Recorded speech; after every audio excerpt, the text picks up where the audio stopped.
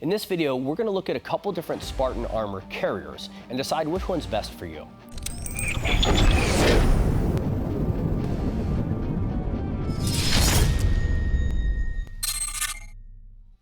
First, let's consider what the mission is.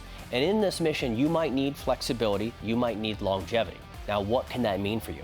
That can mean maximum concealment. The Spartan Armor DL concealment might be a good option for you. It's not offering a lot of gear to put on top of it, however, it's very low profile. Next, let's move into the Tactical Response Kit.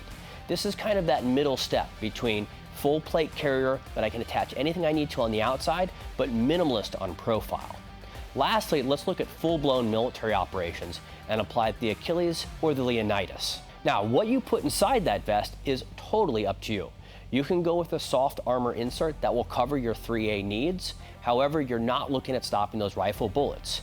So if you do step up to rifle bullets, you can take the low profile carrier and slide a steel plate inside of that. This maintaining the low profile size, but dramatically increasing the capabilities of it ballistically. Stepping into those plate carriers, you can do the lightweight 3s or step all the way up to the level 4s, depending upon what you need for weight. One thing I'll say about weight is we tend to choose steel plates as a lesser option because it's cheaper or because it's heavy. Consider this: if you believe there's a high likelihood that you're going to take around to that small arms protective insert, steel would be your best option. Even though it's the cheaper option, it is the most durable and it spreads that load the best. Not to mention the increased longevity. These plates are guaranteed to last 20 years. None of the ceramic plates will keep up with that. So while you might see it as a lower cost option, it also has a lot to offer you, especially if you know you're only clearing your house and not doing military operations. These might be the better plates for you. Time to grab our kits and head to the Pew Pew place. Now, when I select that kit, it's probably not that low profile EDC type gear.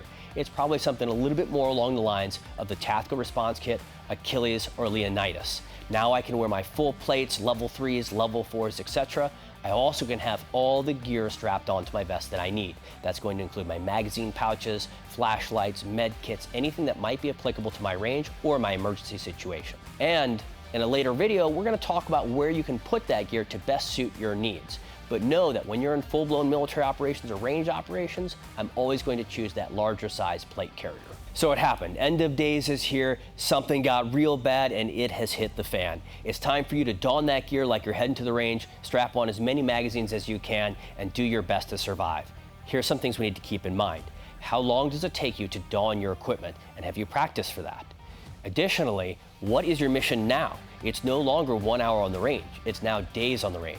What equipment do you need to sustain yourself, and what have you done to prepare yourself for this moment? So with all the rising concerns in the world today, I see a plethora of people out training to better their skills at survivability and protecting their families.